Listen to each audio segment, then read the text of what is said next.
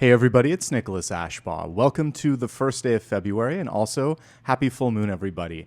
Because we're going through the full moon and because it felt like we just got through the longest January on record, I thought, why don't we take a quick pulse and see what's in store for us? Full moons are really interesting because there definitely is emotional energy that is brought up during them. And when I look at the past card, I'll do a 3-card pull.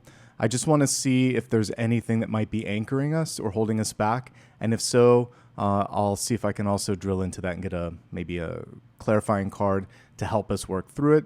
And then we'll look at present and future energy. Okay? Without any further delay, let's begin. All right. Actually, we're going to give Apollo a quick pat on the head, and then we'll begin.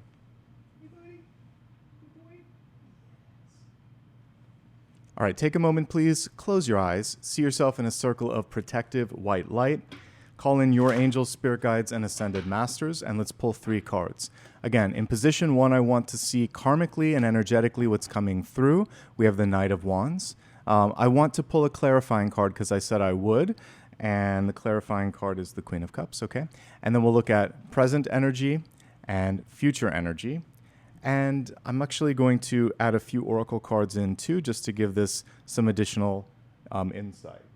So looks like partnership vibes are very much what's coming through karmically, not just in love, but like in business and in life. So I want to see how we can better lean into the partnerships.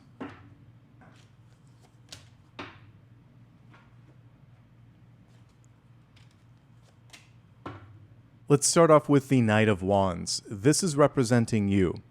In this period of time, there is a desire and also a capacity to create, because that's what Wands is all about, ideation and creation, and to march to the beat of your own drum. This card is fiercely independent. Look at the stallion in the background. Look at her creating a new sort of rhythm, a new schedule, a new idea, setting something into motion. There's a lot of action, a lot of independence, and a lot of passion here. There can also be a little bit of stubbornness that comes through with Wands, seeing it from your perspective. So the first message that I get here is to open your heart and open your mind. And if we look at these cards now here, we have either 2 people or 2 perspectives, and it can be a little bit of both. But it's trying to get you to see something from the higher perspective. So we'll jump straight to the oracle, and then I'll talk about the Queen of Cups. This one came through reversed. So there could either be resistance from your side or someone else in seeing the higher perspective, or this is just the universe saying, take a step back, you might be missing something. If you've been working too much, thinking too much, or just feeling a lot, breathe, step back, and maybe get some perspective from someone that you trust. So the Queen of Cups in your life could be teacher, mother, sister, friend, mentor, someone who can come in and check and kind of give you that reality check that you need.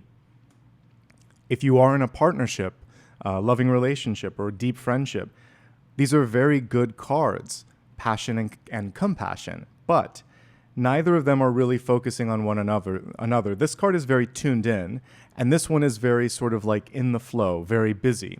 What we need to do is find a common ground here. And dare I say, both of these feel like they're, if I were to tune into each person or each perspective, like I'm right.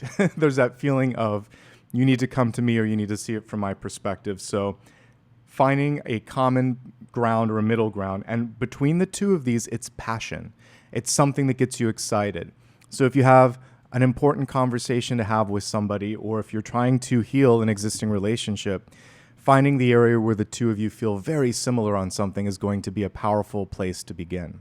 In the weekly collective, I did a special card pull at the end about the relationship with self. This Queen of Cups is like a continuation of that.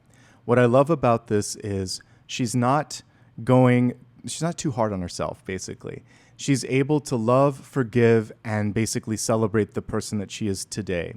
Any sort of challenge, mistake, misstep, missed opportunity, there was just a lack of preparation at that point. But here and now, you're different. And right now, the focus should be on receptivity. And the one place where these 2 cards are differing a little bit is this card is very much noisy, musical, moving, loud. There's a lot going on here, and this one is quiet, calm, and introspective. And maybe avoiding extremes. making sure that there's room for both in your life. There's a time and place to be busy. It feels like many of you may have been leaning into that busyness over the past month or so. Now it's time, as we look towards the present here, to tune in a little bit more. And also just to make sure that you're feeling okay and people around you are feeling okay. So really checking in across the board and getting that different perspective. Be constructively critical, not just critical to yourself and others. All of that is part of this, okay? Now let's take a look at where we're at in this moment in time. It's pretty good, actually. So in the very corner, I love that we have the full moon, the Empress coming through, and it's almost like what's the best word? It's like their amalgamation. They're combining three cards, the moon, the Empress, and the world, because she's kind of giving birth to the world, a new version of herself. So you have within your own energy the capacity to do it, to make something happen, to reinvent yourself. This month feels like just that, Phoenix rising from the ashes, a moment to reinvent, not to rinse and repeat. And that was the entire topic of the weekend collective that we just did. So don't repeat. And let's look at the clarifying card here. So we have wisdom coming through, and the beaver, which is a builder actually as a nature totem. So this card is reversed, and it could be a little bit difficult for some of you to maybe take the first step of building something. Or maybe for some of you, there's a lot of creativity, because I think of a beaver and a dam. There could be so much built up energy that it's like, I don't know where to begin. It just wants to burst through. So I think that's the important thing here is to get organized.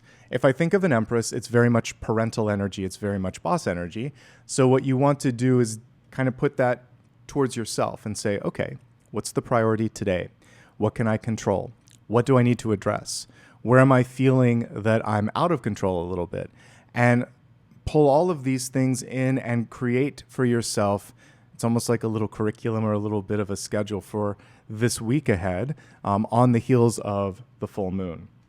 Know that you have the wisdom and the wherewithal to do this, and you can lean on the support of others if you need to. I did just pause for a second because this reminds me of wands, since we have trees, and I counted them and there were 7 birch trees.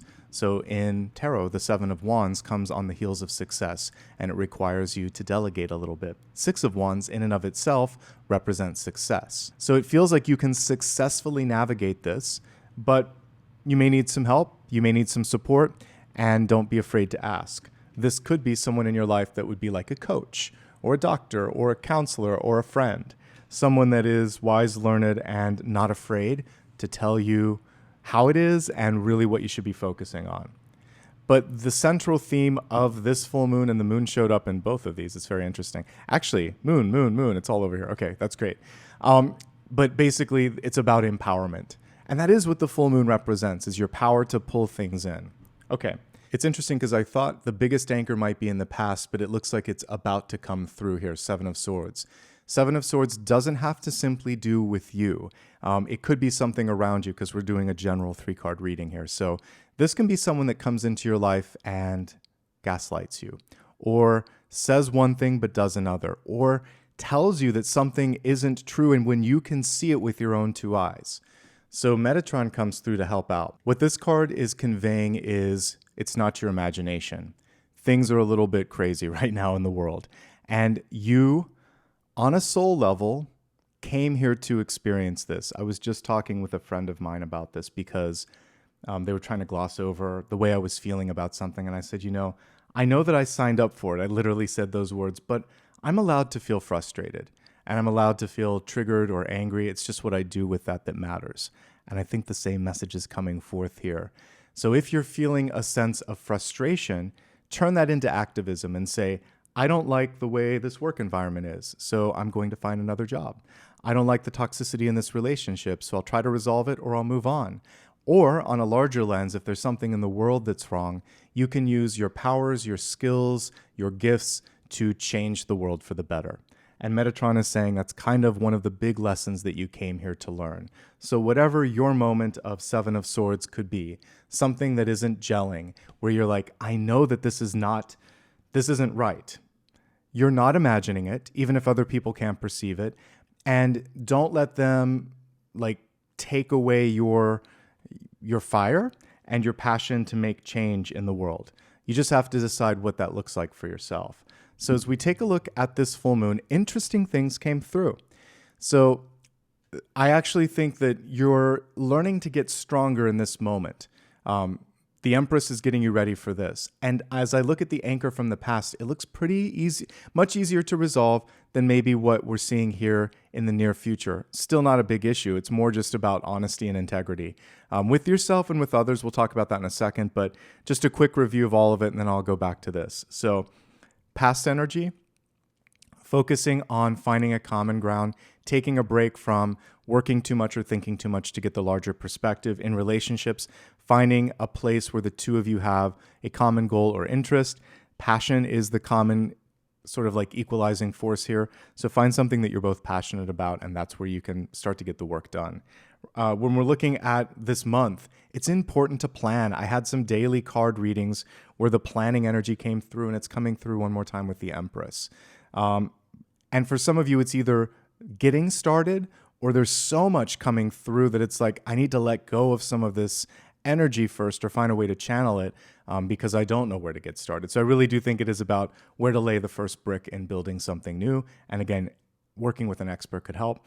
And then this is about the universe coming through saying, you're not imagining things. There are things in your life and in the world that need to be shifted and fixed. One thing where we can take it much more on a micro level, and it's just focusing on you. This is just saying, keep it real. Be honest with yourself, be honest with others. If you don't want to do something, say no.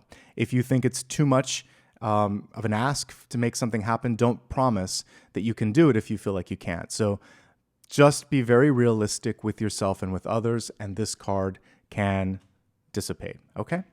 So I hope that helped you. I'm here every single day, every single week, every single month, giving you daily, weekly, and monthly videos. To that end, I'll be working on trying to get all of them out over the course of this week, probably doing about 2 a day so we can get all of the February readings out.